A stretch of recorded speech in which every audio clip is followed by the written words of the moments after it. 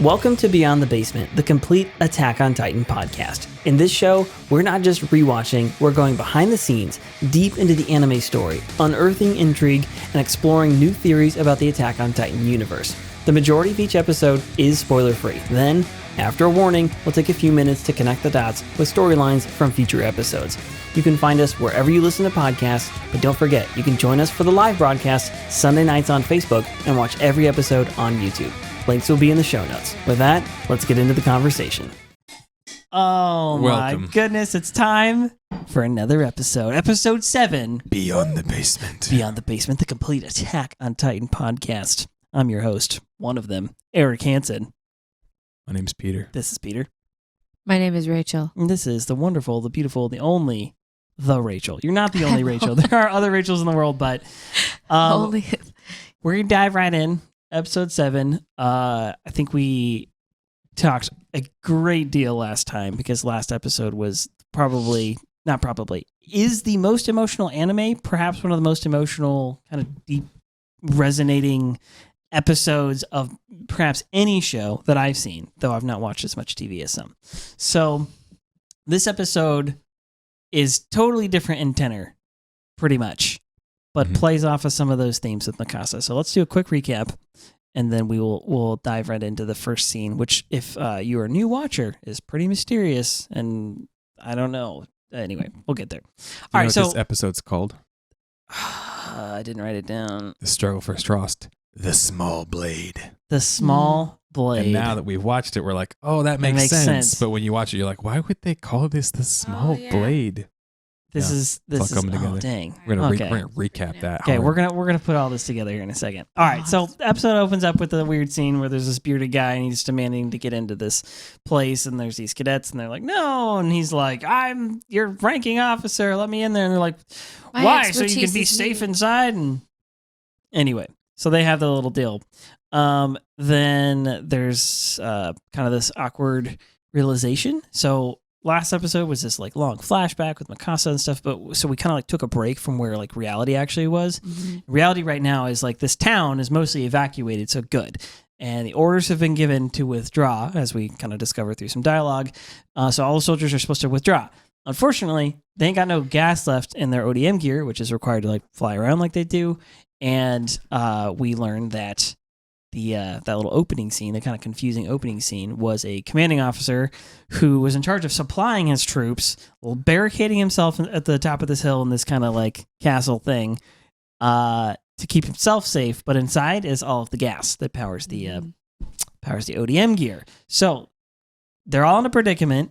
We assume it kind of seems like this predicament was the case before, or perhaps was occurring during the last little episode with the flashback and so on. Anyway, we see, what am I trying to say here?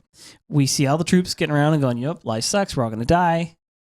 What else is new? Happens a lot in this show. people despair very intensely, pretty often, especially in season 1. Happens a lot. It's got some serious cause too, though. I mean, yeah. Not like it's unjustified, but it just... Anyway, so they're doing that. And then Mikasa's like, nah, I'm going in. We're going to fight our way through this thing. Like, it's do or die. And then Jean's like, yeah, let's do it. And gives a rousing speech. And they're like, yeah, let's get in there. And so they all decide to go up to the top of the hill where the gas, whatever the little castle thing is, has the gas in it. They're going to try their best to take out these Titans. They're going to get in there and they're going to fight their way through it. Probably not the smartest, but what else are they going to do, right? Let's see here. So on their way, Mikasa leads the charge, and she like just starts wrecking some Titans, and then she runs out of gas, and then she like gives up on life and is like, I'm just going to let myself get eaten. And then while that's happening, and she's despairing, and she has a small blade in her hand, a broken one. She defends herself, and then she's like, I know I shouldn't die, and then something we have not seen yet is a very serious issue we need to talk more about, which is Titan on Titan violence. It's serious problem in our communities. Yeah, serious problem in our cities. It's a big problem. It's a big... I see what you did there. Hey. Oh, dad jokes are strong today. Anyway, so Big Titan shows up and friggin' messes up this other Titan. And he's it's like, really weird. Yeah, and he goes, ah! And not only that, but they see this Titan do a bunch of weird stuff that they don't normally see Titans do. Mm. And they're like, hey, this one knows how to fight, and so on and so forth. And then we end with Mikasa saying, you know what? Something feels strangely right about this. A little different, but... A little different. A little good. A little good. All right, so that's kind of the recap. You want to just jump into the details? The first cut there? I don't know if we need it. We can unpack that a little bit, because it really opens up in the next episode. So yeah. Yeah, this opening scene, there's like this officer, and he's trying to basically like barricade himself inside this like barracks. It's up on top of the hill. It's a little confusing when you're watching it for the first time. You kind of realize as the episode unfolds and the next episode kind of what's going on. But essentially, there's Titans in Trost everywhere. Mm-hmm. The scouts have been mainly decimated, or the troops have been mainly decimated, and the remaining cadets have very little gas supply left on. A lot of them have been wiped out. Yeah, it doesn't make it clear that the bearded guy who's trying to save himself and barricade himself in there, doesn't make it clear whether or not he knows that, but it's hard to imagine that he doesn't know that. Yeah, they're kind of questioning his morale, and they're like, why? Look, we need you. If we're attacked, we're going to be overrun, and he's like, I need to go where I'm needed where most. I was told to go there. Don't question my orders. Don't like argue with me. He's kind of pulling like, I'm your dad. Don't argue with me. Go do what I tell you to do. Yeah, he pulls rank really hard.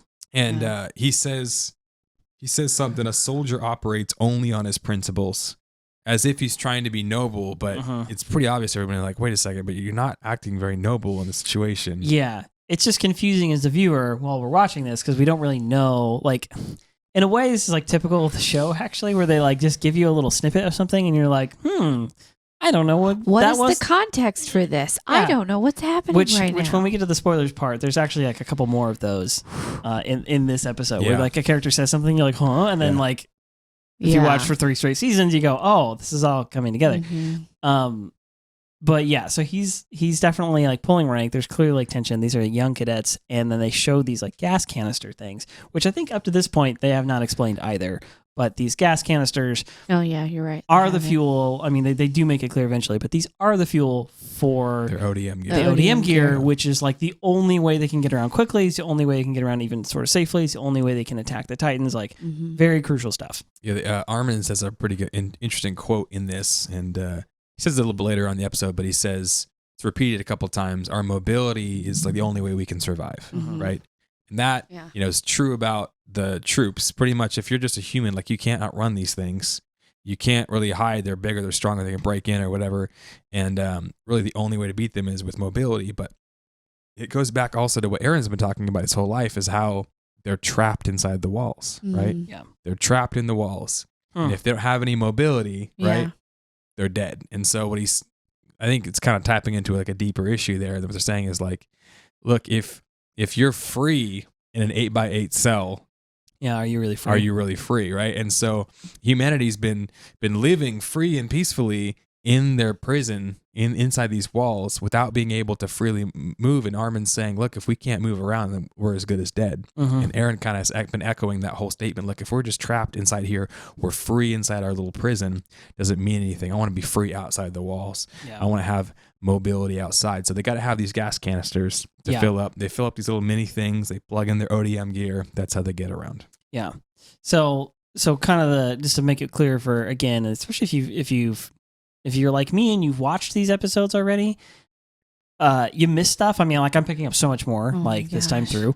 But you kind of miss on details a little bit, or if you're a first time viewer, there's some things that just aren't super clear. Like, I almost feel like I need to create like my own chart, like a visual that's like, okay, here's like one that's like a timeline, and then create another one that's like the walls, the map of like the actual like world that this is all taking place in, with like the walls and the names, and then create another one that's like, I just need to create like contextual like charts or something like that, describing like the different technology. And anyway, but how many times Aaron screams in an episode? We could just post it behind us on the wall. Yeah, how much yelling actually, how much internal dialogue happens. Oh my gosh, so much. How many flashbacks happen? Half the show. There's been a few times where I'm like, can we please go back to the story? I'm so tired of listening to your brain right now. Yeah, can we stop with the internal dialoguing? Anyway, it's the style, I guess. But just the way it is. The gist of what's happening here is this bearded guy's like trying to full rank, and they actually accuse him like, "What are you like trying to like?"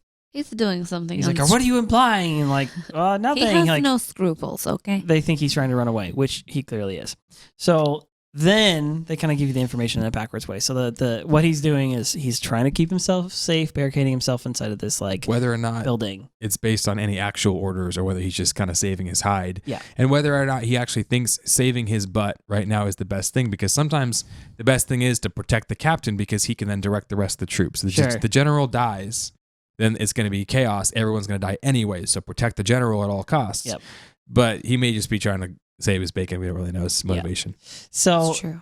So this is kind of also indicative. The reason I want to spend any time on this like short scene at the beginning is because like this this vibe, this feeling that there's a lot of people who are in authority who have no real authority kind of resounds throughout the show, and it's intentional. They are trying to build for you the viewer this sensation that there's a lot of people who are in these like kind of high positions, but they've never even seen battle, right? Like this guy's never hardly seen a Titan. That's why he's freaked out of his mind. Haven't they been gone for like?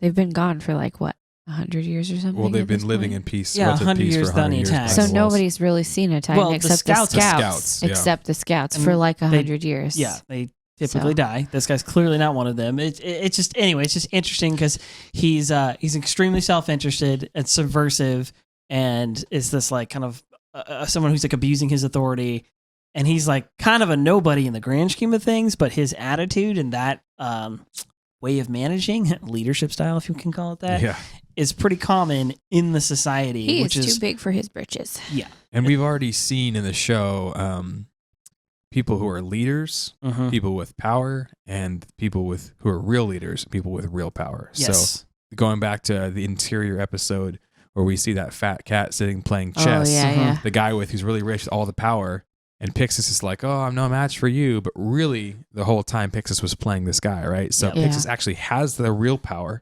His troops only listen to him. This guy's begging for Pixis. "I order you, I command you, Pixis." Like, you have no power over me, right? Yeah. Especially, that's another theme. It's like when things get crazy, like Mikasa talks about this, like when things get crazy, like this rules, you're kind of the window. You're like social order stuff or whatever. It doesn't matter. It's like, can you actually fight? Like, do you actually have real courage? Do you have real skills? Yeah.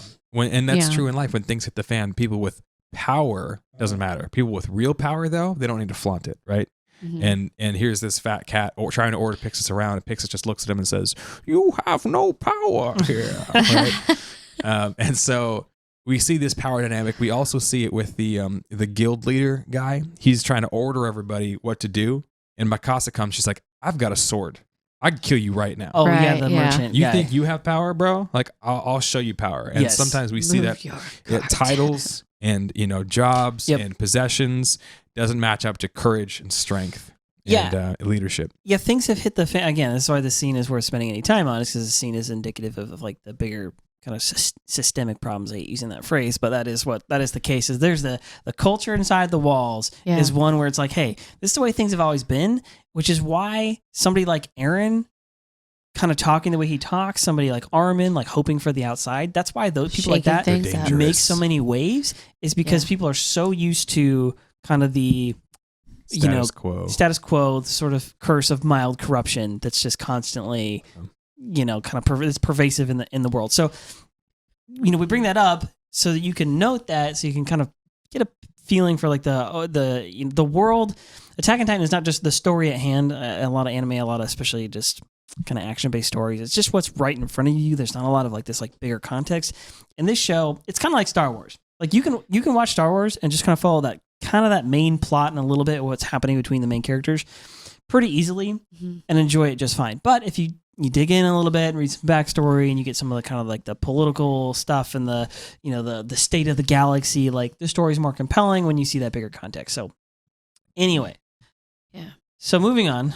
So we cut to Mikasa. Library. A quick cut of her where she goes, "Oh, we must have been given the orders to withdraw, and yet no one is scaling the walls yet." So she actually hasn't figured out like the whole situation. Then we cut to some soldiers who are stuck inside. I think It seems to be a library to me. Yeah, library, castle There's looking place. books, there's shelves everywhere, there's tables they have sideways, and they've made a little... They're cadets. Four walls of tables around themselves. There's like a Jurassic Park moment because the through the windows, like the giant eyeball. Oh, of the yeah, Titan. the It's huge so freaky. Titan eyes, like... Very creepy. And then, you like... can hear it, like... Yeah, I can hear it breathing, like kind of making weird noises, and like the cadets are all freaked out, and there's the one guy who's just like calmly like packing He's his gun. smiling. He has like Everybody's a placid crying. smile. He's cleaning his gun. You're like, oh, this dude's going to take care of business. This guy's going to save us. And they're like, what good could that gun do? These Titans are huge. Homeboy just sticks And then he like shoots himself. Suicide. He'd rather just kill himself than be eaten. Right. And it's scary. It's definitely a realization, trying to get out, take the easy way out. And Yeah. And then the Titan They feel breaks like the there's no window hope. right after that. Yeah. This again playing on the darkness and the despair and like the they do a great job. One day I feel like I keep mentioning this on the show. One day we'll sit down and I want to do like a short YouTube version of this where we rewrite the Star Wars prequels. But one of the main things I've always thought would make specifically a trilogy really work is that you kind of almost need to start with an introduction, get people into the world, get people into the universe, and then you need like a massive tragedy. You need things to be really dark so that the progression of the rest of the story is a grand story of redemption. And so I feel like they actually kind of do that in this show. It's like these things are pretty dark. Humanity's trapped, terrible. They're like fodder. They're just being murdered. There's no hope for the future, right? Yeah. They are like cattle, like Aaron Stuck in the walls. Yeah. So right after that, it finally cuts to the rest of the soldiers who are all kind of hanging out on the rooftops, like not really doing much. And like I said, we're kind of jumping back into Connie like and John, I think. current moment, after Mikasa's like flashback thing and so on. And we've got Connie and Jean, and they're kind of sitting around talking about, they're explaining that they're, for our sake, explaining the situation to each other. Like, oh, we've run out of gas. All the gas is up there, and they cut to the building. Titans And they're like, literally climbing. it's a jungle gym. God. But it's like, actually a building, and there's Titans crawling on it. They're so Like freaky. children. Yeah, and On a they're jungle gym. saying like, we don't have enough gas, all of us, to make it out. We have to go get gas in there. And they talk about the damn cowards who it took the officers who barricaded themselves in there, and the Titans that are now surrounding it, so they can't get in to get more gas. So Things seem hopeless. They're not going to be able to do anything. And Connie's the one who's like, we can do this. We can get in there. And I'm like, dude, Connie's been listening to Aaron for a minute. Like, yeah, Connie's a gun. He's a good one. He said this while we were watching. He's like, dude, Connie's underrated, which I agree Connie. with. I agree, especially watching it the second time. So, all right, so Connie and Jean are kind of talking like, all right, what are we going to do? Sorry, Jean. And Jean's like, yo, it's hopeless. There's nothing we can do. And Connie's like, yeah, well, here's the thing. We can either sit here, and when the Titans finally come back for us, we can try and run away, which is actually useless. Because you'll run out of gas We're and going to run die. out of gas and then for sure die. Or we can go up there and try and take on these Titans or try and get the gas somehow. And we might not die. some of us might live. Yeah. Yeah. And John's like, oh, you're finally thinking for once, huh, Connie? Yeah. You get strategy now? Sasha. And then that's when Sasha's like, I'll lead the... Yeah. Dude, Sasha. I'll lead the charge. Also a gun. Sasha Follow Baron, me. Potato Girl's like, Yes. listen, Potato girl. potatoes, boil them, mash them, stick them in a stew. I'm going to kill me some Titans, She's also a you. fan of the deli meats as well. It's right. It's all right. the food. All the food. All the foods. She's the foodie of them all. She's our spirit animal. So then they explain the officers barricading themselves inside the deal. Then we have I think this is Jean's line, or who is it? I wrote this down because I thought it was funny. Oh yeah, it was Jean. So he's like, what a dull life this turned out to be. Yeah, that was One Jean. of the things he says. What did you think was Because they're going to like, happen, John? either we sit here and get eaten, or we go try to fight and probably get eaten anyway. Yeah, like it's definitely They done. all feel very hopeless The and like teenage angst either in we John. die, Very we real. die quickly, or we die quickly trying to win. He just says, what a dull life. You're like, this is the opposite of a dull life. Like, Yeah. it's not always great, John, Yeah, but like, it's it's true. terrifying and exciting, and there's never a dull moment. Are you Yeah. kidding me? You're almost dying several times. It's very exciting. I'm assuming that John's like a hopeless romantic, so he's just like, well, I haven't and fallen then in love yet. Doesn't so. he say right after that, I never got to tell Oh, her? Yeah. duh, yeah, that's why my brain's Never Yeah, had a he chance. does. Like right after he says that, he's like, I never even got to tell her. Yeah, I never got to tell her how I feel or something Yeah. like that. You gotta wonder who's he talking about. Yeah. Is it Mikasa? Is Oh it my someone gosh. else? We Is should it do- Sasha? Does he secretly love Potato Girl? Oh, Yeah. who doesn't love Potato I Girl a would little hope bit? that. Well, you do. So we pan over. Everyone's kind of freaking out. Yeah. Armin is in the corner, sitting down, and he's just distraught. He's a ghost. He's Yes. jacked up. Oh, of note, they also mention here that the veteran soldiers have all basically been killed, Yeah. Mhm. retreated, or are dead. All they have left are kind of the rookies. The So, guys that actually knew how to fight were completely decimated. So Yeah. the rookies who barely know how to fight, just like no hope. they're struggling. Mhm. Armin's sitting in his shock of watching his friend sacrifice his life for him, and him being the cause of his friend dying. And his whole unit died also. his whole yeah. unit dying. Yeah. Mikasa comes in. She says, like basically she sees all the turmoil. She sees everybody, kind of split on their decision on whether they should go fight or whether things hopeless or whether they're all going to die. And Mikasa comes in and she basically says like, hey, listen, I know things are crazy. I know that I have like, a duty to do, but my own personal feelings are getting in the way right now. I need to know where Aaron's at. And Reiner and Annie are like, oh, Armin's over there. So Yeah, we don't know about Aaron, but Armin's over there, and Armin's like collapsed inside of He's like himself in the corner. practically in a fetal position, but he's leaned up against the wall and he's just like staring. Yeah. He's like not even blinking. Really. Armin looks like Becca's wife after like the 10th day of not having Chipotle. It's like she's just like doesn't know how to function. Like anyway, sorry. So sorry, shooting daggers. Anyway, He did say Becca's wife. Oh, Eric's yeah, wife. he did. I knew who he was talking Eric's about. right. though. Okay, You said see, Becca's it's not wife. my fault. I am not the It's only contagious. one. It's the coronavirus. I'm just Anyway. kidding. Armin's constant on himself. Mikasa goes over because she doesn't know yet. She Mm-hmm. doesn't know that Aaron's dead. Her reason for living, as long as you're alive, I can do anything. Right? Mhm. Last Right. episode, she walks He's over her to family. He's her home. Armin, where's Aaron? Where's my home? And she like, My kind of reason grabs for him, living. and he like tilts his head up and like has tears welling in his eyes. And Well, there's she's some like, internal dialogue first. He's like, how can I face her? Oh, God, why didn't I Right. die? Yeah. But just the Like- look, like sometimes Yeah. just the look is all you need. She looks True. at him and she's like, "Oh no!" Right? Yeah. Sometimes a look is all. It, a picture's worth 1,000 words.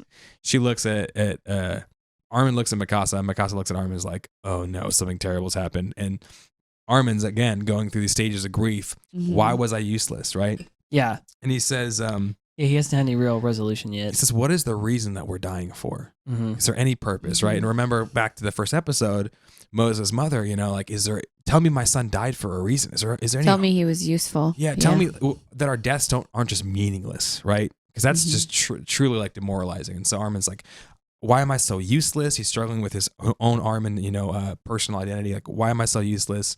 Why couldn't I be worth anything? Why did I freeze up? Why couldn't I help my friend? Mikasa you're thinking she's going to find out Aaron's dead. It's over, right? She's going to lose her mind. Yep. That's she- that's what we That's would all kind of what we assume. were all waiting for, was 'Cause for her to just like explode and the just whole kill pre- everybody or something. The whole previous episode is setting you up for that moment. Yeah. Don't you think? Like, it's all explaining, like, you get this deep connection between Mikasa and Aaron, and you're like, wow. And then we like snap back to reality, like, oh yeah, Aaron's dead. And you're like, okay. I think it's worth Cue the noting fireworks. though that Waterworks. Armin, like, he explains the name, he tells the names of every single person. Yeah. And then Yeah. he ends with Aaron, because Aaron was the last one of them to die. Yeah, he names And his so squad. all of them are like shocked because those were their friends and they're all gone. And they're like, please let it not be true. And then we're Yeah. all waiting for Mikasa to like lose her absolute mind. Yeah, he says, he names off the 5 people in his unit, and he said they upheld their duty and they died bravely on the field. So he's Yeah. giving them this tribute, and I'm sure that this is, probably close to how a soldier would respond, Mhm. telling a widow or something like that. Yeah. He tells Mikasa, and you're like, oh no, and he's having a breakdown. He's screaming like, why am I so useless? And here's, in the midst of the depths of his teenage His male survivor's guilt. and his desire to be more than useless, his desire to be Yeah. to be worth something, right? A And this little is more than useless. Yeah, he's got and all of us have this at some point. Like we desire to be like told, validated. We're useful. We're not worth nothing. We're worth something, right? And Mikasa, we're like, okay, here comes the volcano. She's gonna freak out. She's gonna kill everybody, or she's gonna just throw herself on the ground. She's gonna stab Armin in the chest. Honestly, the first time I was half expecting her to just chop his head off. And she actually does exactly what a man needs a woman to do when he's experiencing a crisis like this. And she's like, puts her hand on him and is like, it's going to be okay. You know, I'm like, oh my gosh, like Armin, you needed that so bad right there. And she like came through. Like, Mikasa's specialty is not necessarily emotional support. It's true. But the thing is, she comes in clutch. She showed when up, you dude. need it the most. Okay. She straight rolled a crit and just was like, I got you. But then bro. she tells him, this is not the time for your emotions. Yeah, because she's we been can't master afford at for you to stifling her emotions. She's like, we cannot afford for you to be emotional right now. Yeah. Stand up. She's like, cool. She's calm. She stands up and she looks at everybody and says, she pulls him to his feet. Yeah. And she says, we're going to go in there. I'm going to lead you. Why? Because I'm strong. And remember what the theme of like kind of the show has been is like, you know, they all lack something. Well, Mikasa, what she lacked was this leadership ability. What she lacked was this desire and this will like Eren has, right? And what she has is she has the strength. Eren lacked the strength. Armin lacked the courage, right? She has the strength. And she's like, I'm going to double down on my strength. It's a Wizard of Oz. Yeah. She's like, I'm strong. I'm strong enough to kill all of those Titans, right? And she's kind of giving this like, do you actually believe what you're saying? Or are you just saying because you're like so filled with emotion? She's like, follow me. If you don't, you're all spineless cowards, right? If you're not as skilled as me, like you're worthless, basically. And I was like, very Japanese. I just love that line where she's like, I can kill all the Titans by myself. And I was like, whoa, lady. Yeah. And she says, she goes back to the line. She says, if I can't beat them, then I die. But if I win, I live. Oh my gosh. The only way to win is to fight. Tatake. Tatake. So this is a direct quote from the previous episode when Eren is, you know, they got the whole, he's already killed the two dudes and he gets kind of picked up by the throat by that third dude and she's got the knife and he's like, fight. Like if you fight, like you might live. The way he explains it to her in the moment is like, you need to fight. Yeah. Because here's the deal. You have two options. You can not fight and for sure die, or you can fight and you might live. And if you fight and if you win, then you will live. The only way to live is to fight. That's the only way. True words. This is exactly. I'm like, the more I kind of think about that, I'm like, it's actually a pretty profound moment. It's a good life experience. I mean, even when you're born as a baby, you're like, you gotta fight, man. You gotta fight. You gotta cough up that crap and breathe. Yeah, you know, life is a battle, and like, there's a phrase that a preacher I listen to all the time says, you know, if you don't quit, you win.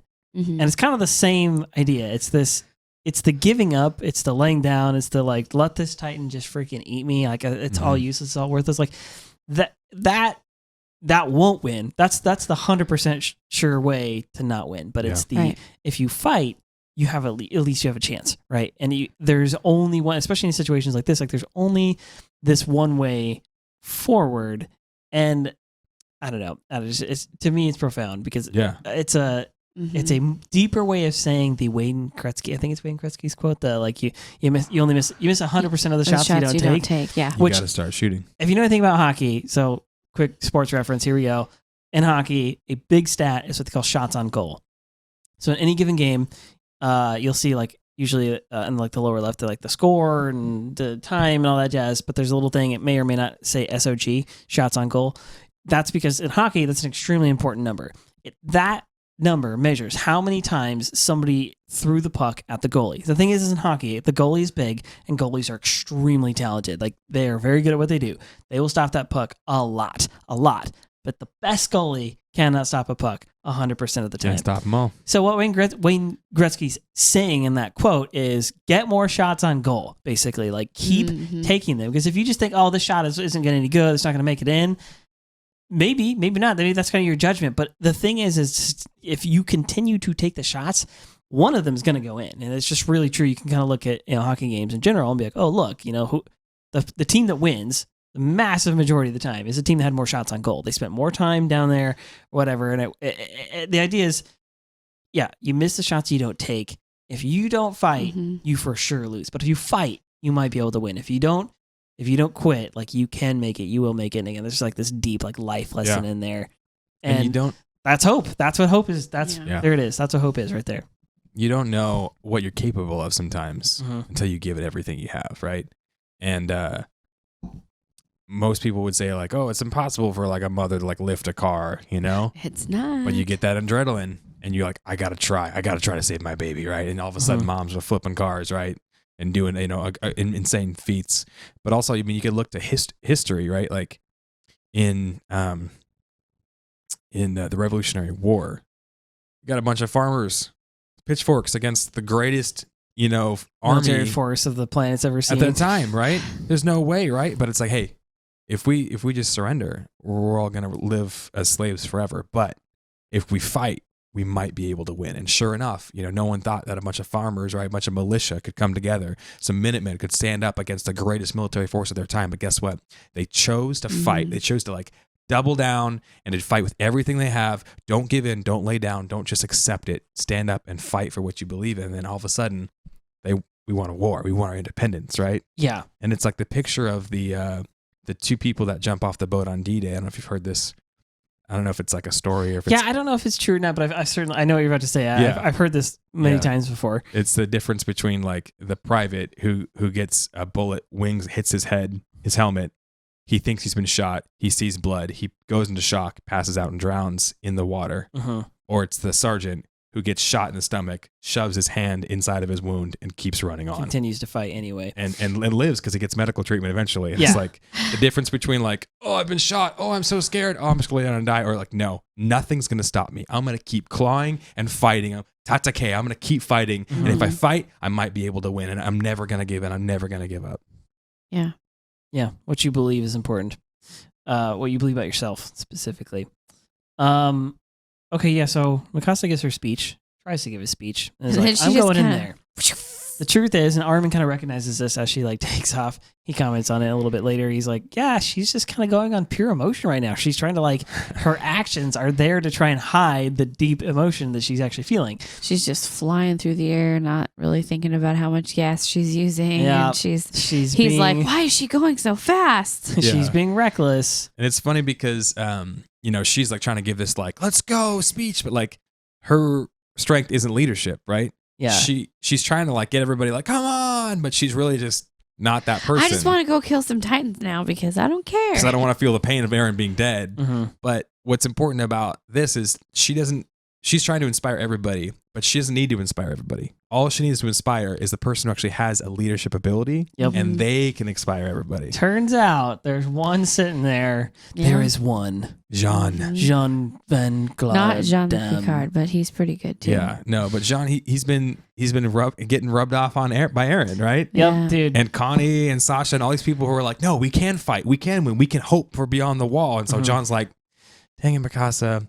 Let's go, guys. We're not going to let our comrade, die alone. Come on, Well, right after Sasha's like, come on, you spineless jerks, or whatever it is she says. Like, what are you, cowards? Come on. And they're all like, yeah. But Jean's like, okay. Jean's moment, like right before he stands up to give it, is he literally says, he's like, damn you, Eren, or whatever. Yeah. He's like upset at him. He's like, I know what I need to do right now is I need to give one of those rousing speeches to motivate everybody like you used to do. So he like has to like stand up and he's like, all right, yeah, that you guys know better. Basically, we go in there like you never let a soldier go in alone into battle alone. Like we're gonna do this together. We can do this, and then everyone's like, yeah, just go. He literally makes everyone scream a battle cry. And you're scared because the last time this all happened, everyone got wiped out. It was very bad. We know not everyone's gonna live, but we know that if everyone lays down, they're all gonna die. We got to fight in order to win, right? Yeah, they're all in this. They're fighting together. Let's go. They jump in. Follow Mikasa. Mikasa's doing her crazy. Starts ripping up Titans, dude. I love these Mikasa.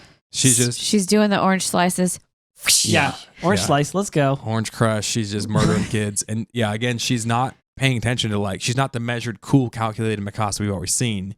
She's just like letting the emotion drive her. She's murdering Titan after Titan. You're not seeing it on her face, but you're seeing it in her action. And she's using up too much gas. Yep. Armin recognizes that. Yeah, Armin's like, always you're about to run out. You're about to run out. Sure enough, she runs out and she just eats it super hard. Yeah, she like breaks her swords in half. She eats it so hard. Yeah. Both of them. I don't know about you guys, but if I was flying through the air with like really sharp pieces of metal in my hands. I know. What are the odds that you don't get like And they're both out. a helicopter crash? I'm always like, I don't want to jump out. I'm afraid. Like There are I'm gonna get blades. hacked up. Yeah. So she crashes. She eats it. Right. She's on the ground. And she's kind of having this realization moment. She's like, I tried. I did everything I could. She's kind of like wallowing in her own. She says, how can this happen again? Yeah, I lost my I family, lost my own family. again. Yeah. She crashes, and then we get one more little clip that I like really appreciated because so she crashes. Armin sees it and wants to peel away to go like get to her, but Connie sees it and wants to peel away and go get to her, and I think Jean as well. So they all kind of like witness this. They're like, and no, she was not leading her. the charge, like, okay, we kind of need her to do this. And Connie turns to Jean and is like, no, you carry on. He's like, you lead them. He says, I'm trying to get his line right here. He says, we need your skill. he says, they need your abilities, Yeah. Jean. Like they need what you're capable of doing, which is a great, again, like we're 7 episodes deep and already getting into some character growth and some redemption moments. And even in like Jean's not a main character, he's kind of like on the side. That's a beautiful thing to see a young man like step up. And he was somebody who was at odds with Aaron, fought with him, whatever, over these, probably petty things at the time. Well, And he he was hasn't always been- so self-centered. He just wanted to go get his cushy job in the interior police, and like he didn't want to. Exactly. He didn't want to be a leader. He hasn't didn't been want to a be leader important. the whole time. He hasn't been inspiring in the least bit. Yeah. Mhm. But slowly and surely, he's like, oh, I have to use the It's talents almost I've been like given. he's fighting against his own destiny the Mhm. entire time, and he Yeah. has the worst attitude about it too. He's like, "This is stupid." Gosh, But the darn, right I things don't care. happen again and again and again. He's reminded of like, you got to Yeah. fight for what you believe in by Aaron, right? Mhm. And he's like, dang it, Aaron's right? And then he's reminded by Connie, like, hey, bro, like we Yeah. have to fight, right? He's like, you're right. Mikasa like does it. He's like, you suck at this. Let me just do it. All right, guys, let's go, right? And finally, he's like, oh no, like the person that I was trusting in is down. Like I can't do this by myself. And Connie's like, no. You can do it, bro. Yeah, you can lead them. You What lead an them in. We'll go amazing- take care of It's it. true. Affirming moment for Yeah, a say young Connie, man. what a Bro, gun. He's Sasageo, let's really- go. That's my guy. He's really great. Like honestly, Yeah, underrated character. So then we go to Mikasa. So then we get to John's Mikasa, like, yeah. let's go. I'll keep leading the charge. Yeah. We go to Mikasa. She's on the ground. Things are looking dark. Why does it have to be like this, right? She like slides off The roof. the awning. She just like Ugh. slides off of it like butter off of toast. And Just bleh. she says, why do I have to lose my family again? Do I have to remember the pain of starting over? And Yeah. it's like more than she can bear. She already did it, right? She went through life losing both of her parents, losing everything she cared about, but she found another reason to live, right? That was Aaron and his family. Aaron's family's dead.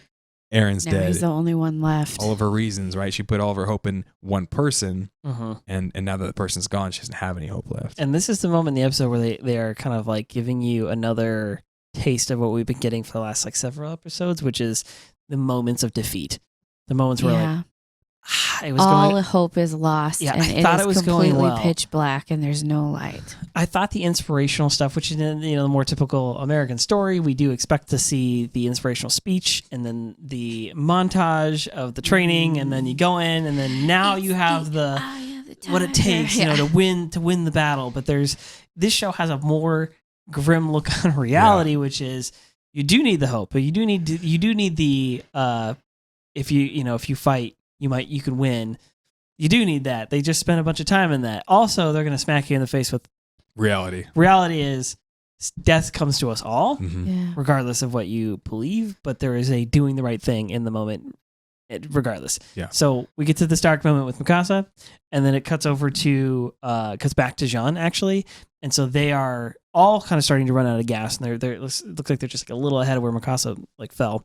Yeah. And then Jean looks down and sees one of his fellow soldiers on the ground, and he's running out of gas, but he's on the ground, and he's like got his hooks up in the thing. And Yeah, they show his little exhaust pipe like yeah, as he he's got- trying to get away. he's got nothing left. And Jean sees this and is like, oh no, like, and freezes. Like, do I go get him? Do I not go get him? And a couple other cadets see him and they're like, oh yeah, we're going to go down there. We're going to go get him. They kind of just act right away, not really thinking about the fact there's multiple Titans down there. Yeah. This guy is probably already done. But Jean is like, he's good. Like, he's a good soldier. We know that.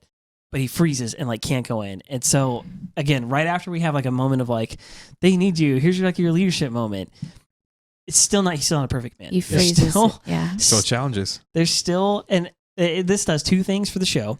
Number one, gives us the contrast of the good and bad things. Each character has got some strengths and it's got weaknesses, but it also gives us another, yet another moment, again, only 7 episodes deep, where we find out that these Titans and the situations people get into are so freaky that people just tend to freeze up entirely. Because they're in shock. They're so in shock because these creatures are so scary, because they're so dangerous, and the situation is so kind of...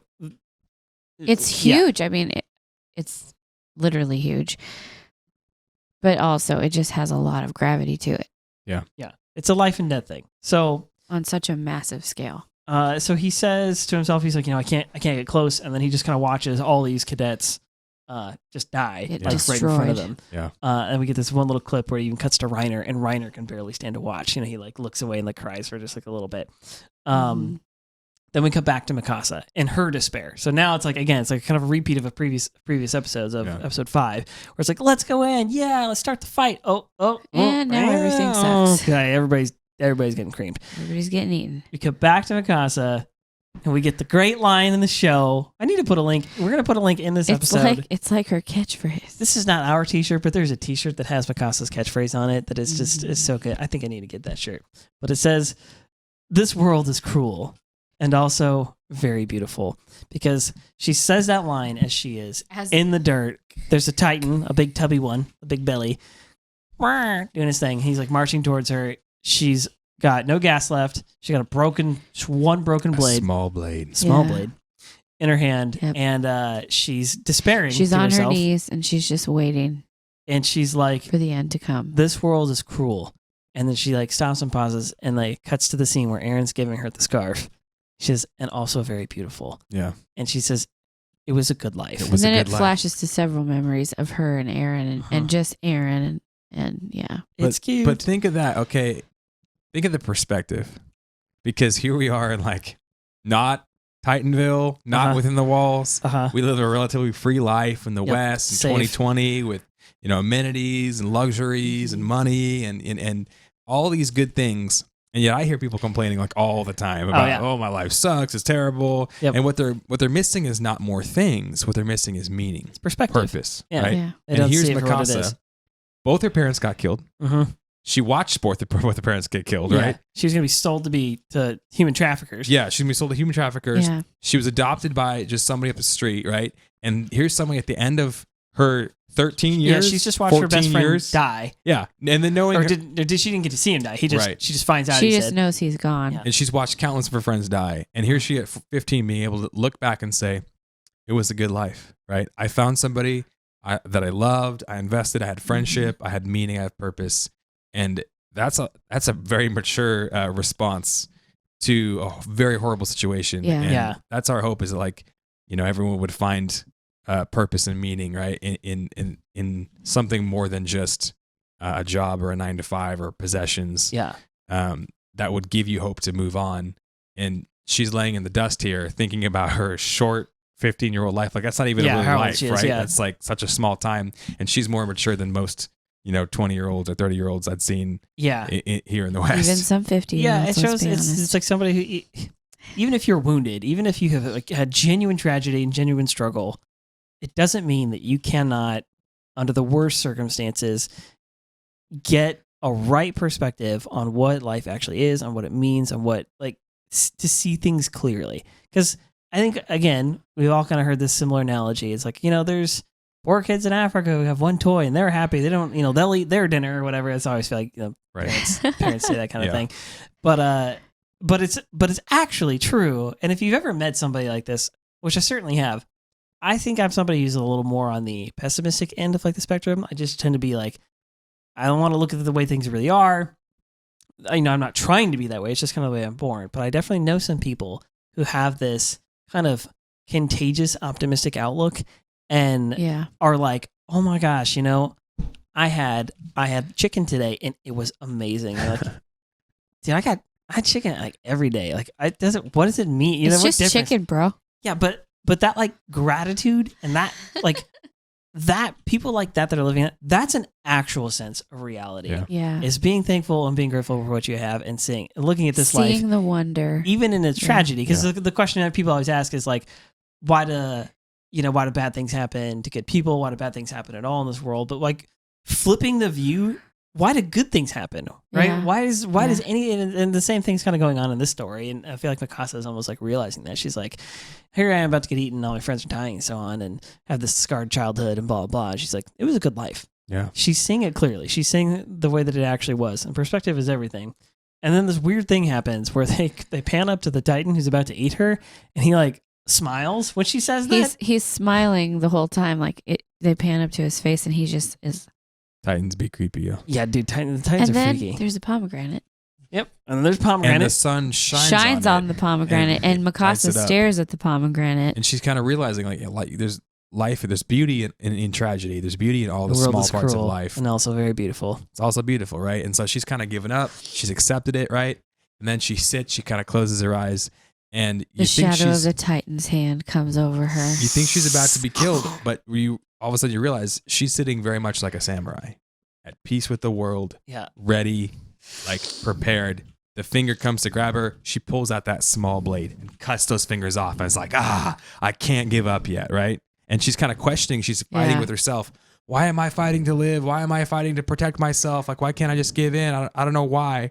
And she's struggling. And then the Titan like stumbles and hits the wall, and a bunch of like bricks fall down. Yeah, which is important for later. Her small blade moment here is amazing because she's Mikasa and she's kind of just she's so good without her ODM gear, she could still defend herself Yes, with a Yeah. broken blade. She's like With fencing off half a Titan. of a blade. with And a the small question blade. is in her head isn't how was I able to do that? Her question in her head is why am I doing this? What's Why my am motivation? Why am I trying to live right now? I thought I had given up. Mhm. Why am I fighting to live right now? Well, she like dodges attacks and stuff like that and is like asking He herself. goes after her again, and She she like feels something. She's sensing something like deep in her cells. It seems like it's pulsing. We don't really know what it is, but like it's something inside of her. It's like, no, don't give up. Her heart's still beating. You can still fight. Like, Yeah. And she hears Aaron's voice, Tatake, like you have to fight. You have to fight. And so here's Aaron, like been dead for who knows how long. Maybe and just hours at this point, but still inspiring, right? And so you're like, okay. And at this point, I'm thinking like, who's going to be the main character? Like Mikasa, and then she's about to get killed. I'm like, oh, she it's not gets Mikasa. flung back behind the.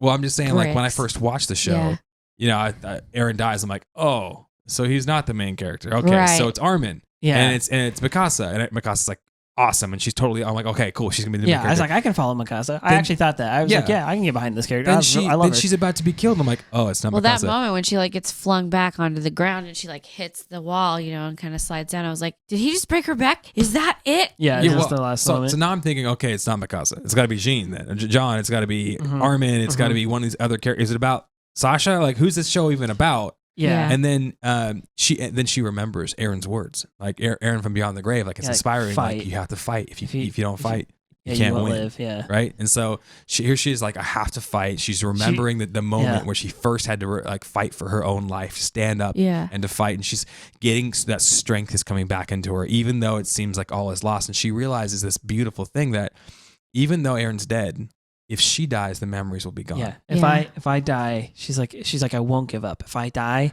then I won't have these. Then I won't be able to have these memories. Yeah. Which is amazing and precious and like. If she dies, Aaron is actually dead, And Yeah. but there's- he lives on in her memories. If she fights, What would you rather leave behind?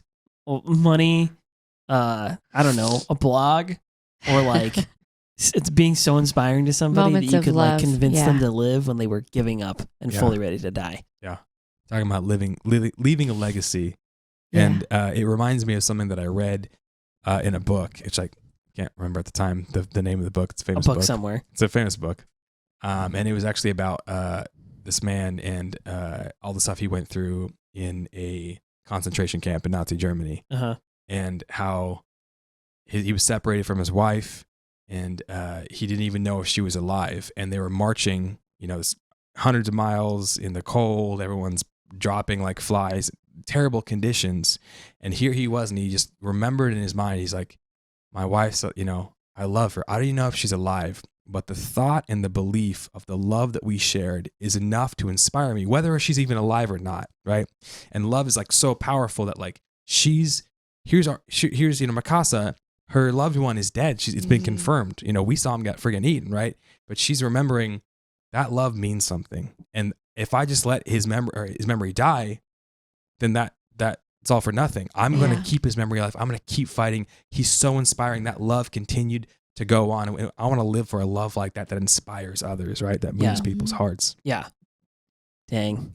Deep moments. Yeah. Genuinely deep moments. It's one of the reasons I enjoy this show. Like, there's last episode and this episode, I teared up during both of them. During that specific part, that like when he's like, fight, and I was like, yes, you gotta like, fight. You can do it. If you fight, you live. Like, you can do this. Mikasa's just like, anyway, beautiful scene. So as she's like realizing all this, another Titan's coming up behind her. That's right at the moment. We see that other Titan come, and she's like, now she's going to be pinched between two Titans, not just one. She's got two. She's got no gas, one small blade. You're like, well, and she's like, no, she's I'm Mikasa. Fight. She could fight off one Titan with a half flip, but not two, right? That's definitely what I thought. I was like, okay, this chubby one. He was maybe. starting to reach for her again at that point too, right? When that other Titan comes. Yeah, and then we see another Titan foot stomp down. And then she's like giving her last like inspirational line, and then she kind of gets like tossed because this Titan almost steps on her. Yeah. And she was also swinging, I think, at the other Titan's hand that was coming right when he steps down, so she gets like flung. Yeah, she's ready to go in and fight for herself, and this other Titan shows up and is like, "Wah!" And he's like all ripped and friggin' just. Titan haymaker. From downtown. Freaking just wrecks this one. And pretty much punches his jaw off. No, I mean, he just hits him like super hard, knocks him down. Blood just like goes flying and you're everywhere. Like, wait a second. And Mikasa says, this one's different. Yeah, this one's different.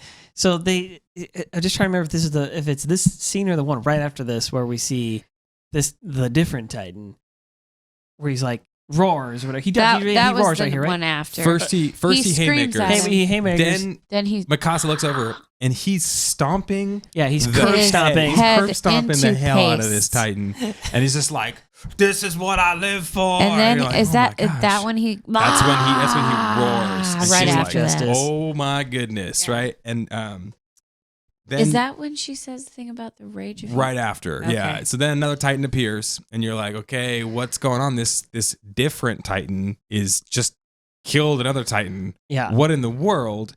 I thought Titans were Titans. Yeah. Right. And then there's this other Titan that's coming, right? And this Titan just left hook from hell. And he hits him so hard that his skull flies. He decapitates him instantly. And his skull flies into like a watchtower. Into the clock tower. And the different Titan looks down at his fist and he punched the flesh off of his hand. There's just bone sticking out. And as he looks at it, he's just like, that's right. It regenerates all the way immediately. So legit. And then here's the thing. I think that's the one I was looking for. This is the part where he roars a second time.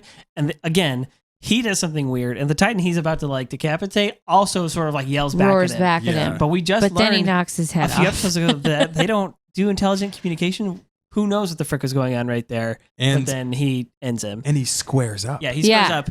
Gives him the freaking the double. And you're like, he moves his feet in a stance. He gets in combat. He's moving intelligent. Yeah, and Mikasa witnesses that. Yeah, and Armin says,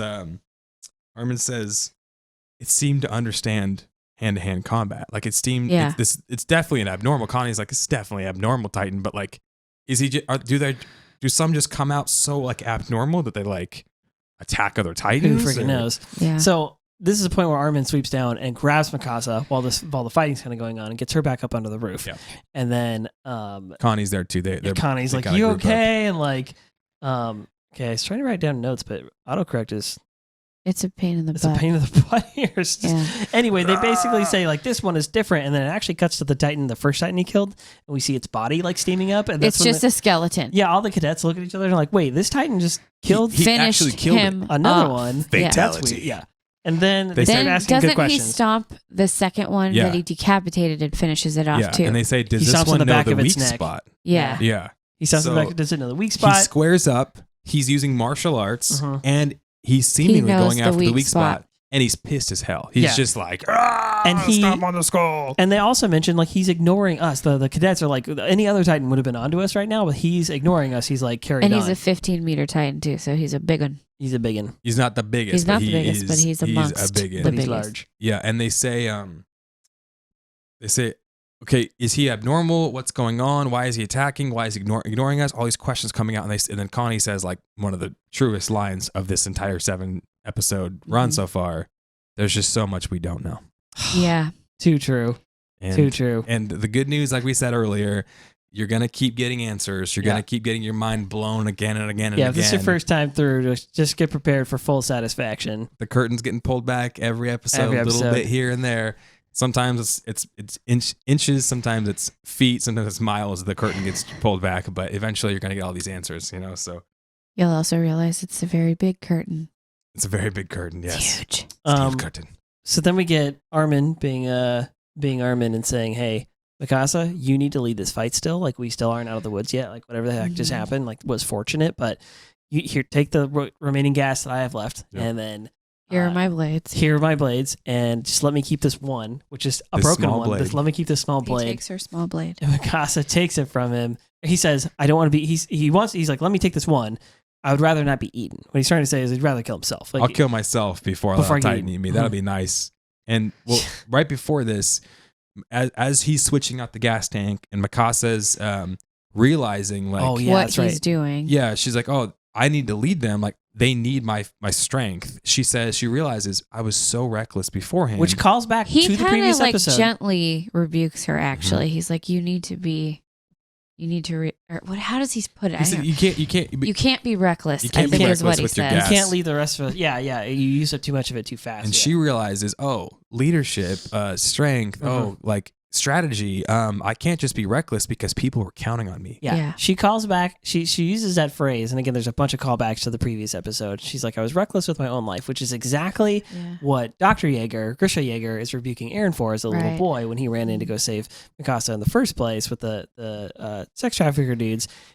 He's like, it's not, he's like, "You took your life in your own hand. You were reckless." That's the same word he uses there. And I'm like, but I had to go in. Like, I had to try. Like, I had to save her. Yeah, I had to save her. And she kind of has a similar mentality. Like, I got to try. But she realizes that if everyone's counting on her, you can't be reckless. You have to be careful with your life because others are counting on you. And everyone was looking to her. And if she falls, everyone else is going to fall apart. So she's got to, again, think about personal responsibility, think about her personal feelings, do the right thing. Yeah. And everyone's kind of counting on her right now to be Mikasa and start wiping Titans out. Armin's sacrificing his own gas, and he's willing to like stay behind with one blade so he can kill himself if Titans get close. And she kind of, again, pulls like the perfect thing. She puts her hand on him, is like, "I won't leave you behind." Yeah, she does. She takes his small blade and tosses it to the ground. He's like, "Why would you do that?" And she's like, "Armin, I won't leave you behind." What a gun. Yeah. Thanks, Mikasa. Thanks for being the hero we actually ace, need. Bro. You are the ace. Let's see here. So I think this part's internal dialogue, right? Where she goes, I've never seen, she says, or somebody says, I've never heard of it. No, I think she says it to herself. "I've never heard of a Titan killing another Titan," which is good information. We now know that you kind of assume that going into this, but now you're like, oh, no, this is legit. Like, even a soldier who's been through training in school, no one's heard of a Titan killing another Titan. Yeah. Super strange.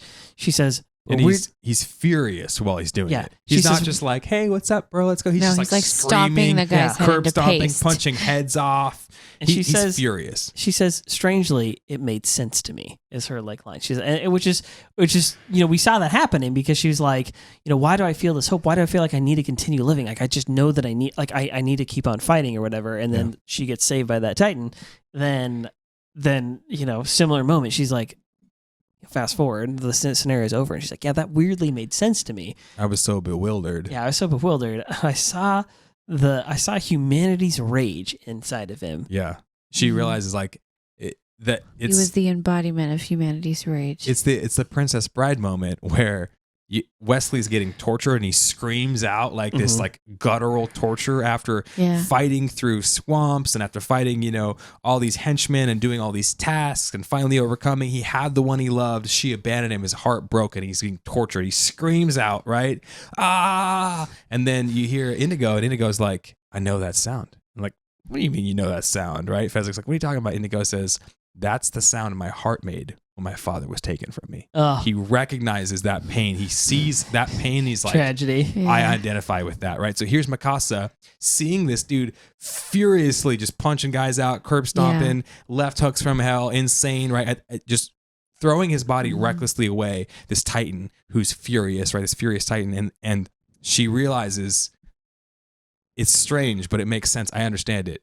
this is the embodiment, right? This is exactly what humanity's rage This is what feels we like. want to do, yeah. For being trapped 100 years, feeling so helpless, right? Feeling like you're a prisoner, and finally you get to look your captor in the face, and like that's all every human wants to do right now is just like punch the hell out of these titans who've oppressed them, who've killed their friends, who took Aaron from us, who've ate Aaron's mom in front of us, who've taken our homes. Come on, we're no class. All we want to do is just beat the hell out of these titans, and here's this other titan doing the exact same thing that we've always wanted, and they're just like, and he's the only one who can really do it because he's just the same size as they are. The world is cruel, but it's beautiful. It's also very beautiful. Yeah. So, there's some sweet justice. There continues to be sweet justice in the show. I would certainly say that moment especially, like this episode contains several like, oh, that feels good when it happens. Yeah. Aaron's legacy kind of like living on in everybody, like in Jean, in Armin, and in Mikasa, all at the same moment. You're like, okay, like I can kind of get behind this. But then Mikasa freaking wrecking,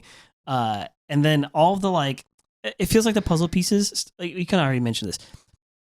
The curtains are kind of getting drawn back, like with each episode. You get with each question, or with each answer you get more questions. But with this one, it's like this is kind of one of those first episodes where I'm like, oh, yeah. See, they're already calling back to stuff that they've sown. Yeah. Mikasa's lines about like, if I fight, like I'll live. Now, granted, she doesn't save herself, but like she chooses to fight and she does live. Like it does work out. The hope does come together. So all I'm saying is, in the next, if you're a first timer, and if you're not, you know what I'm saying.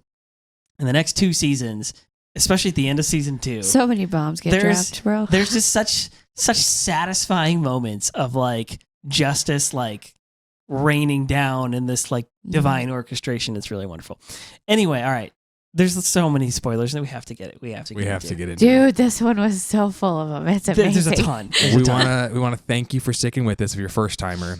Continue to watch these. Continue to comment your questions, what you've noticed, and then once you get to the end, come back and watch these last 15-minute.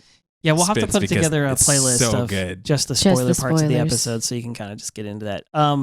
Quick note. All right, email us. Our email is beyondthebasementpodcast@gmail.com.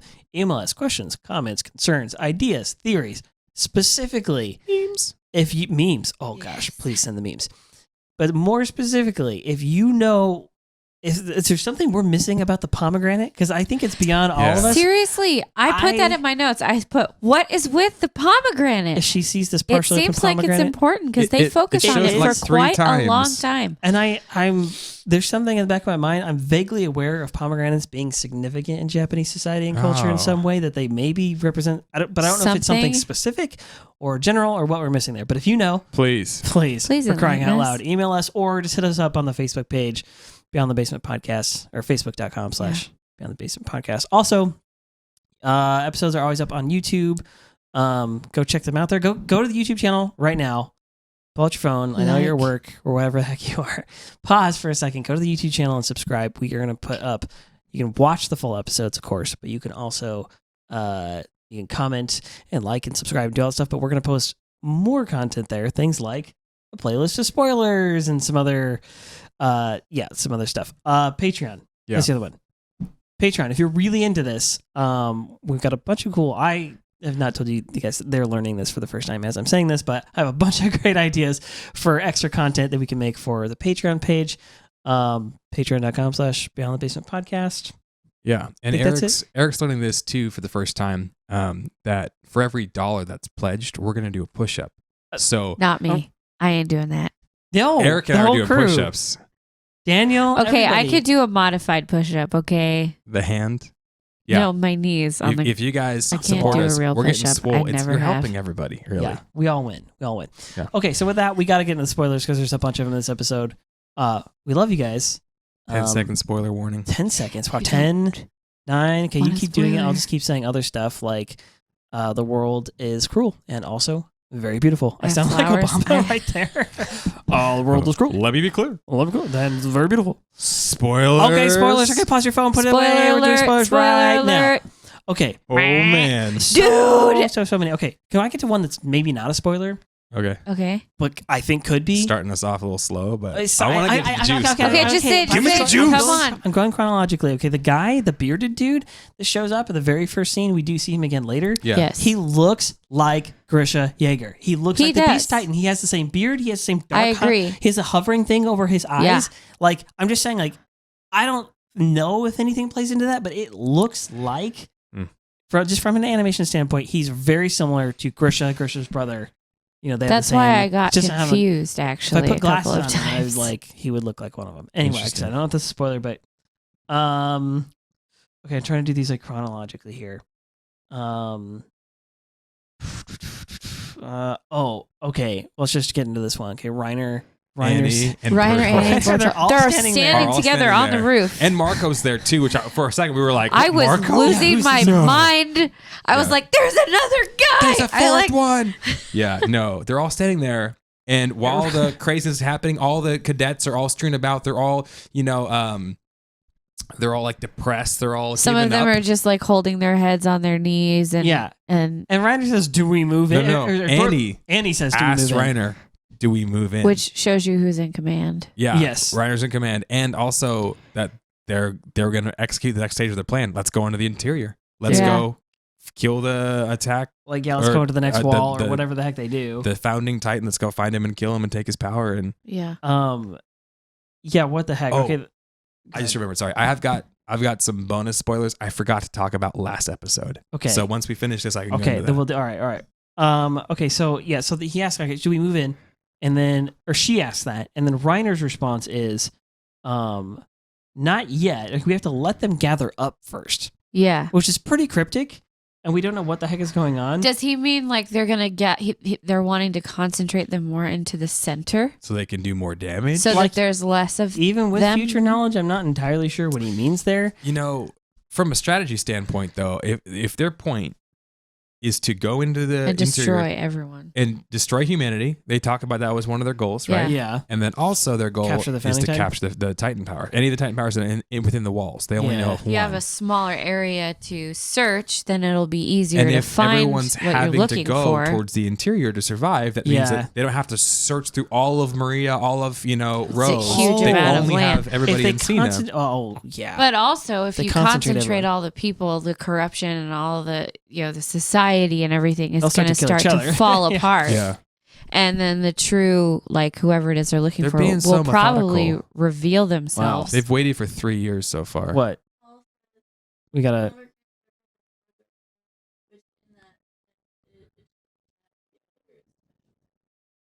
Oh. So for Paul those in the Kennedy. recording, so the pomegranate apparently Oh. represents resurrection. Dang. So the scene Interesting, shows which that is the which PK is dropping kind knowledge. of that's totally foreshadowing for Aaron because Yes. like Right. that's who shows up. Right. Yes, that's what, Yeah. So Oh. the foreshadowing is Aaron's resurrected, coming in and freaking saving the day. And the That's light good shining stuff. on this pomegranate right before she's about to die, and his words like "keep fighting." Yeah. Oh, it's beautiful, Dude. I knew there was something there. I was like, Strong. listen, there's some symbolism here that Well we're not done. picking up on. I love Okay, you, Paul. Paul, you're the best. Thank you for watching. By the way, we love you to death. Friend of ours. Anyway, the fourth person standing there, which God, why do they do this? Why does Reiner and Bertolt, why do they like accidentally spill the beans at like weird times? I don't know. They're young, I guess. But like they're sitting here kind of like discussing very secret plans amongst themselves from those from the other civilization, from like Marley or whatever. And Marco's standing right just there. chilling But right he doesn't- next to them. It goes over his head. But they talk in code. They're not saying like, "Hey, should we go kill the founding Titan?" They're saying, "Should we go in?" And it's like, well, that could mean anything. Should we continue their assault? Should we try to go to the library? Which Go it to the seems like barracks? Marco assumes that Yeah, they're it seems like he misinterprets it because he does say, it's no use. What are we dying for? It's And he kind of hopeless. continues on with the theme. But like, why is he even standing there right next to? Why is he in their like group? Like, are they friends? That makes what happens later even worse though, because like he was with them because they were his friends. Gosh. They were his like core group of That's friends. disgusting. I'll never forgive you. That's for Marco. why he was with them. No, I But- feel no remorse when Bertolt gets his. And Oh my gosh. But all of these moments that we look back and we see now, oh, that's what they were saying. Oh, that's what they were doing. But Yeah. we didn't see it before. Yeah. Really, they're just Hajime Isayama the creator of Attack on Titan. I don't know how to say his name. That's just him being like, "Hey, what's up, guys? I wrote a really good story." And only when you watch it a second time will you catch all the good rewatchability It's of any true. given show is a true measure of its worth at times. Okay, so let's see here. So Marcus is no use. Well, I mean, that was obvious spoiler. Oh, Aaron is the Titan that shows up to save the one day. that attacks the other Titans. Okay, so some things I want to get into. So, all right, Aaron shows up in his Titan form. We don't see him transform that very first time. He just shows up. Yeah, they wanted to let you have one more episode before they really before drop they're it. gonna you show kinda that. go, oh my gosh, it's him. To my knowledge, my memory, there's not an episode where they do show that. I'm curious if they ever do or if They it's in show the him memory. in no, the they stomach. do. They show They do it. show him in the They stomach? show him Yeah. in the Okay. stomach. All right. They show him like That's why I have you go guys through here. this internal monologue and like he's like, "Why am I still alive? I have stuff to live for." And then Yeah. he like But it makes sense because the Aaron, lightning strikes him and as the Titan, as the Attack Titan, here he is doing exactly what is in his subconscious heart of hearts that he pledged on the boat. I'm going to kill every them single one all. of them. Yeah.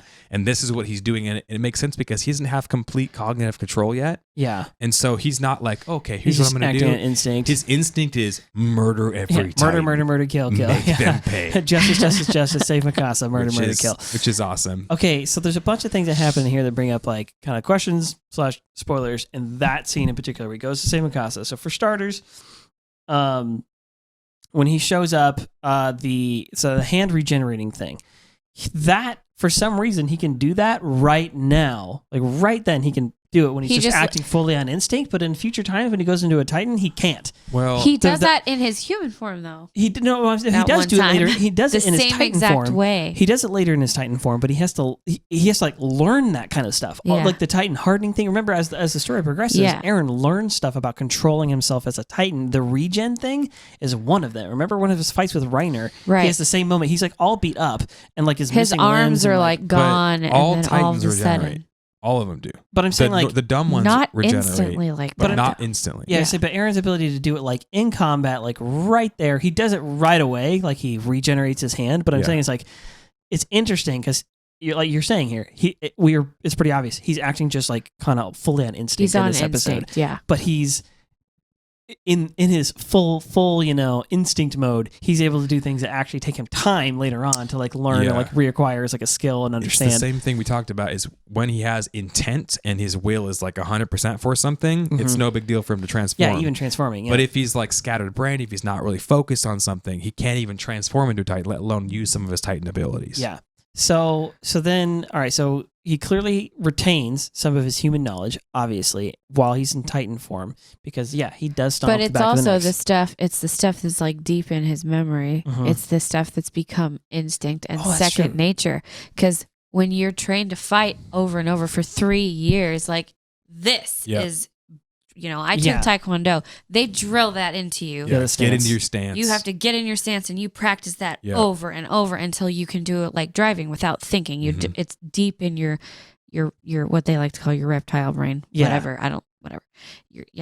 So he has his like Second nature part of your brain. the deep part, the subconscious part. So he has like his memories from training, but he clearly we know now he would have had Titan memories or something going on here, which is maybe that's how he's able to do the hand regen thing. Who knows? But one thing I noted was the fact that like he comes in and he does his roar. So Aaron being a Titan and doing because remember he's not just the attack Titan, he is also the founding Titan. Right here. yeah. Right. He does have both powers. But we don't know the We- extent of both Yeah. powers. We don't, or how they combine with each other. But what I'm saying is that he gets when he shows up, he does his roar thing, and the other Titan roars back.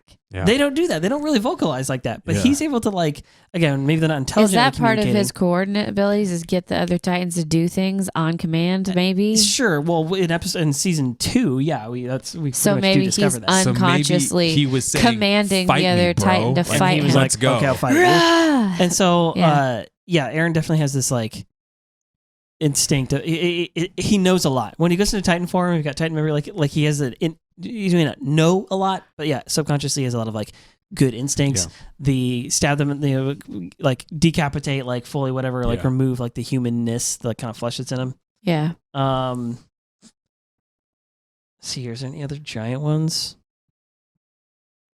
I mean, this is kind of a spoiler only for like this episode, but they showed like the steaming body, and they've had hints of this. But this is the first one where we've seen the Titan. I think first episode where they actually show a Titan like quickly like decaying like that, and it's just like steaming and going away. Yeah, that weight loss program really worked for those Titans. Jeez. Which explains why there's not gigantic Titan bodies everywhere, because corpses, yeah, the flesh disappeared in minutes. Minutes. Yeah, and then like we Just discussed this melted. before, but the whole colossal Titan just disappearing almost instantly. Like, Yeah. is that not a special Titan power to be able to disintegrate that quickly? Yeah, Aaron's Titan takes like hours almost. It seems his like. flesh so it seems to like yeah. Anyway, I want to get to your spoilers. You were mentioning a second ago. Okay, so in the previous episode with Mikasa, Spoilers. The world she saw. the world she saw. Yeah. Actually, this is something that's pretty important. It's just a theory. But think about Grisha, right? Of what he knew about the world he grew up in, and then he comes to the world inside the walls, right? The Marleyan world, and he was trained and raised that Marleyans are these scum. They're like terrible. It's They're the worst. Yeah. the dehumanizing of the Marleyans. And then he heard stories like, wait a second, maybe we've been told lies, right? He begins to question all these things, and he begins to believe. Eldians, right? Do we have it backwards? Oh, Marleyans and Eldians? I think the Marleyans are the the outside world people. Yeah. They're from Marley. Yeah. The Eldians are the ones that are like the can be Titans. Yeah. Yeah, my bad. So I'm pretty sure. he's been taught to basically hate his own kind. Yeah. And then the dehumanizing, and then they found text like, wait a second, maybe this is not true, begins to question everything. And then he's, eventually killed for, he's going to be killed and tossed over the wall, and he has to run into the city. Well, he runs to the city, and I'm not sure what he's expecting to find, but everything would be a surprise to him. Oh, they've built an entire city in these walls. And he would be going like back in time. Yeah. Oh, they don't, and that's why he knows how to solve the plague and everything. Right. But he sees, they are nice, they are kind, they do love each other. That they're not just monsters, people. right? Yeah. But then he slowly, I think this could be a real gasp for him. He's seeing the secret dark underbelly of all men, not just the Eldians, not the Marleyans. True. In the sex trafficking and the murder that just happened. And he's like, yeah. Oh my gosh! So there Not are just monsters that, among us. He knew a lot of what was going on in the interior. He knew that the royal people were going to do the Titan transfer thing to that gal. He knew about the erasing. They were wiping and we're not sure how he got that. Yeah. But I'm just thinking, from his standpoint, him oh man, these sex traffickers are out here, and he tells Aaron to stay there. Now, granted, an adult can run faster than a child can. Mm-hmm. What if he transformed into a Titan and ran? We don't know. He'd get there really quick. He got back pretty quick. True. That's true. Oh. I just thought, man, maybe he ran back there. And the cover of Did Night, he have I a guess? horse? I was wondering. I'm like, did he have a horse? Why would? way How out in did the he country. get so back and forth so fast? He probably changed. We need to What was find the a topic? map that shows. Cause I've seen one online somewhere where there is a map that actually shows where Rod Rice and the royal families, where the Titan temple thing, underground temple thing. I think there is a map that actually shows roughly where that is. I don't know if it's as per the manga or what, but I need to find that and sort that out. I was just thinking maybe that's why he told Aaron to stay there. Is he just was like, I'm going to take off. I wonder if the thought went through his head should I tell Aaron I'm a Titan and tell him it's going to be okay and I'll carry him, or should I leave him here? What should I do? And it's pretty interesting. I also noticed that, I don't know if this is even important, but when Aaron says, but I just had to save her. I had to save her. It almost shocks Grisha. He's taken aback by that. Who is this child that is my son? It almost looks like he was looking at him for the first time. Yeah. And Aaron's answers continually shock Grisha. And he's so happy to know that there's someone who has hope. Yeah. There's someone who has good morals. He's basically disproving all the Marleyans' theories about the Eldians, about they're all monsters and they're all terrible or whatever. And I think that's just a pretty interesting way. And I remember thinking about that, and I forgot to say it on the last episode. I thought, I wonder if that's the moment when Grisha decided, I'm going to give Aaron this power someday because he can handle it. Dang. Yeah, he didn't have to give it to Aaron. He could have given it to somebody else. Certainly, which I'm curious if he knew. Maybe it'll become clear again in the future as well if how much Jaeger knew about the Ackermans and the different clans inside of the. Maybe there was a reason he chose to bring Mikasa into his home that we don't even know about yet. Sure. I don't know. That would be crazy. We don't know yet. Well, anyway, I think that's it. I think we're good on spoilers. Yeah. Yeah. All right. Well, hey guys, thank you again for joining us. we are definitely gonna have to put out a playlist, a spoilers playlist. Maybe I'll start that soon. Where I'll just cut this. Just keep the spoiler parts. I just want somebody, if somebody wants to go back and watch them, but specifically like, because this is the part of the show where we connect the dots with like future storylines and current episodes. So if somebody else, if you're rewatching this, it would be good to have just this part to like set aside and watch. Anyway, thanks for watching. Beyond the Basement Podcast at gmail.com. Find us on Facebook if you're not already watching this. Spotify. And Spotify. We're on iTunes. We just got it. Let's go. We're finally there. It took a minute. Wait, your tunes or iTunes? No. iTunes. iTunes, which means we're pretty much everywhere now. So we're on iTunes, Spotify. We're still waiting, I think, on Google Play. But at any rate, episodes are finally, I think episodes 1 and 2 are up right now. Episodes. Leave us a review. Yeah, leave us a review. 5-star review would be fantastic. We'd appreciate that more than toilet paper right now. Oh, dude, more than True. TP, more than hand sanitizer, toilet or paper just towels, all of it. Listen, you owe us anyway, right? We're helping you stay away from coronavirus now. You're inside your house, like watching us, rocking and rolling. This is a good life. We'll be streaming again tomorrow night. Yes, we are going to do another episode tomorrow night. Sunday nights is going to be the kind of the normal live stream, but we had to get one in tonight. Like I said, we have 50 something to go. We're on 7 out of like 54 or whatever it is. Let's go. Anyway, love you guys. Email us, go find us and subscribe to the YouTube channel, and we will see you in the next episode. Thanks again for watching and listening. If you're enjoying the show, you can leave us a 5-star review on Apple or Spotify. If you're really loving it and you want some extra cool content, you can join our Patreon page over at patreon.com/beyondthebasementpodcast. Check the show notes or our social media pages for links to some really rad Attack on Titan merch. All right, guys. See you next time.